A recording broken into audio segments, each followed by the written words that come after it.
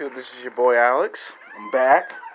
I'm washing my work clothes at my house, and then I'm going to actually go to the laundromat and actually wash clothes because the washer machine that I have in my house, it only washes limited clothes. So I can only wash like 2 or 3 pairs of shirts or pants, and then that's all the machine will wash. And then the big giant load got to be someplace else. I don't go to work until like 4 hours later, 4 or 5 hours later.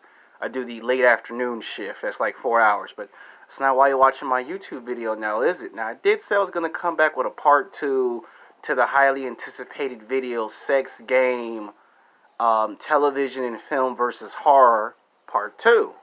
And I left off yesterday that all of my favorite horror movies that came in the late 1970s, the 80s, the 90s, and the early 2000s, now we pick up in chapter 2 of this documentary series, that at this point, horror had became like a joke.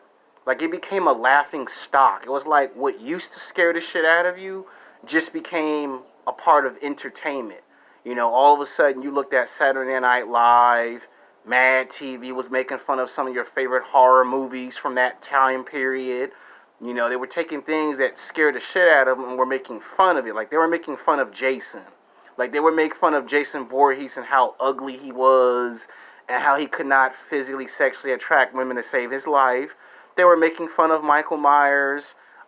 Freddy Krueger they couldn't make fun of because in some of the Freddy Krueger movies, Freddy was making fun of himself, so they couldn't make fun of the Nightmare on Elm Street movies. But characters like Jason and Michael Myers that don't talk, they would make fun of.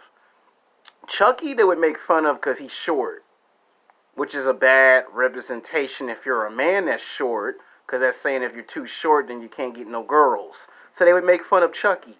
If you look at Bride of Chucky and Seed of Chucky, what do you think those became? They became horror comedies because they're taking stuff that scared the shit out of you in the 70s and the 80s and the 90s and the early 2000s, and they would make fun of it. And the movie genre that kicked off that it was okay to make fun of your favorite horror movies was a thing called Scary Movie. Like, Scary Movie came like in those 2000s. Like, there was a serious point in the 2000s where it started with Final Destination. Now, those who know what I'm talking about know what I'm talking about when I say Final Destination. Like, the first movie where the plane goes take off in the sky and the shit explode, that's where I think they were taking horror and the psychological era to the next level. And then of course there was Blair Witch Project. It made like at least 4 movies of Blair Witch. Like, the first one was the scariest one.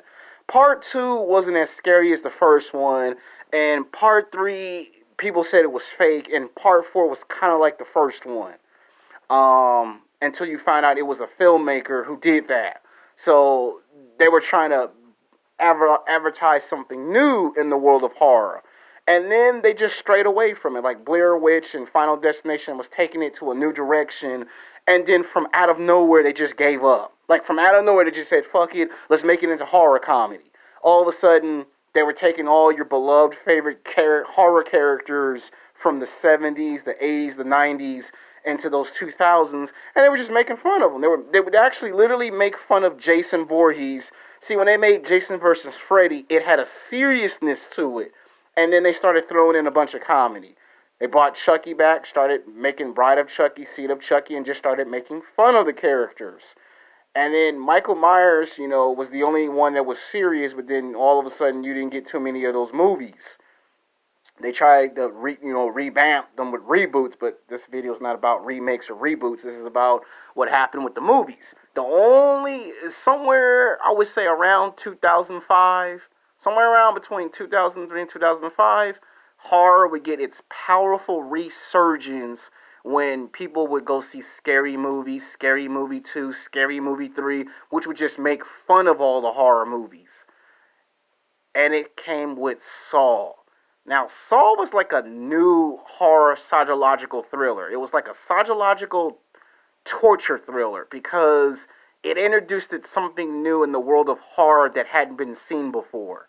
Where you got a doctor who want to know why people don't take life serious and just became this guy that just wanted to get back at people and would play games with the police and the FBI. For those that ain't never seen the first movie of Saw, And then basically it started with that one movie Saw.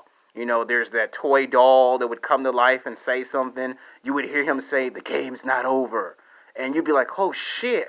Like they finally gave you something that would make you think twice about fucking somebody over at work or at school. And then here came Saw 2. Then came Saw 3. Now, to me, they could have stopped at 3 because they could have took a break. Okay, don't make a Saw movie for at least 5 or 6 years. All right, come back with a Saw 4, 5, and 6. At least it would have been 6 years in between the 6 movies. Nope. After they made Saw 3, they came with a Saw 4, then a Saw 5. Then when they should have stopped, they should have stopped at Saw 5 because after they killed the villain in Saw 3, it was like there's no point in watching it no more. Then they made Saw 4 where it was about before he became Saw. That's what Saw 4 was about. Saw 5 was about someone else trying to continue his legacy. So that's what Saw 5 and 6 was about. Saw 7 was about him teaching someone else the stuff before the events of the first 4 films. So they made up to like 7 films of Saw. It was like it was complete overkill. Like it took the genre to a new place it hadn't gone before in horror, and why horror was getting that powerful resurgence. It went from having a powerful resurgence in 2003, and then it had its failure in 2010 because they just overkilled the concept of Saw. Same thing with Hostile.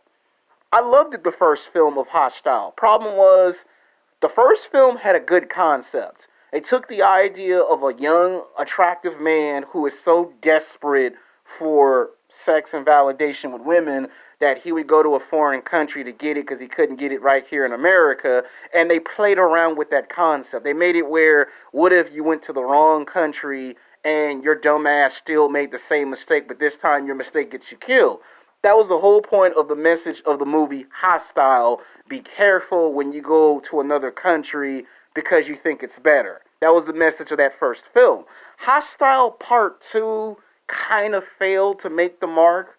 And I'm not saying Quentin Terrace, it was his fault. It's just that some people just didn't expect him to go into that direction as a filmmaker. They were used to movies like Pulp Fiction, Jackie Brown, Kill Bill Volume 1 and 2. They expected movies like that from him. They didn't expect this. Like the first Hostile was scary as shit. Because you can imagine 4 desperate men trying to get laid, put themselves in this situation. Hostile Part 2 was kind of like a copycat of the first film because it's girls going on a road trip doing the same thing, and towards the end of the second movie, one of the girls make a deal with the man that she would just go find some people for them to go torture the shit out of. And when it got to Hostile Part 3, here's where the Hostile franchise succeeded, where I think the Saw franchise failed. Hostile, they gave you 3 movies. They gave you 3 movies, 3 stories, and they stopped. Because they knew if they made a part 4, a 5, and a 6, you're just going to kill the concepts. And no one's going to want to watch a part 4, a 5, a 6, and a 7 if you keep killing the concept. Saw just kept going. You know, they said, let's make Saw 4. And people was kind of like, I could see a Saw 4, but can it be 5 years later? They made Saw 4 when they didn't even explain what happened at the end of part 3. So when they get to 4, you see he's dead, but then they indicate there's someone that he taught before all that went down. Then here comes Saw 5. Whether you wanted it or not, here came Saw 5. Here comes Saw 6. Then from out of nowhere, here comes Saw 7. And you're scratching your head like, man, that's like 7 movies. Like, when y'all gonna stop? And then when you hear them talking about they're gonna make a Saw 8, it's like, no, y'all don't need to make no more Saw movies. You made up the 7, 7's enough. I mean, seriously, because you killed the concept. And it's not until we get to 2013 that someone has to come in and bring horror back to its true roots. And what movie do we get to bring it back to its true roots? Get Out. Get Out became that movie to give horror another resurgence. Because they had to go back to the basics, go back to the beginning, go back to the drawing board, and give us something completely new. and that was Get Out. But before we got Get Out, what movie kicked off the resurgence? The Purge movies, right? So we get a Purge movie, we get Purge 2, we get Purge 3, and then we get Get Out. And then we get a movie called Split, which kind of took us to a new direction. A guy with 23 personalities, you don't know what the hell he's going to do when he does it. That's where we got our real surgeons of horror. It's like once we got Split, it's like that's the furthest we can go. Get Out kind of brought us back to the old school horror with a new twist. Split took us to the next level, and then you brought back the Purge movies. First Purge movie was it was complex because the way they were going in different directions. The second one better than the first one, and I don't know what happened with Purge 3. It seemed like Purge 3 just became its own thing, and that's why the first film and the third film people didn't like too much. They came with a Purge 4 because they figured you might have Purge 4. And 4 was just talking about how the Purge first started. Purge 5 was supposed to be like, okay, two bank robbers are going to try to break and do a heist, and only to find out they're in the middle of a purge. So they're giving you 5 Purge movies and a television series. So this is like the reason why I'm going to put from 2001 to like 2014 on here is because that's where it got its resurgence. So we put 2014 down. I might put, to be on the safe side, I might put down 2015 on there to be on the safe side. Either 2014 or 2015. Some people might say put down 2016. So I might put from 2001 to 2016 and name the movies that kind of gave horror its resurgence.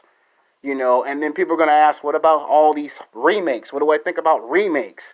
Well, part 3 will probably just be talking about what happens when you make too many remakes of the same franchise. That's when I'm going to start mentioning Nightmare on Elm Street, Friday the 13th, and Halloween remakes, and how come a lot of the remakes are nowhere near as good as the classics? How come they're not as good as the originals? This one, I wanted to make this like a short, sweet video, not too long. Yesterday's video was 22 minutes. That might have been too long of a video. This is for people who love horror movies. So if you're not a fan of horror movies, you shouldn't be watching this video, because some people might get offended when I name the stuff and the way they do these movies. So until then, peace.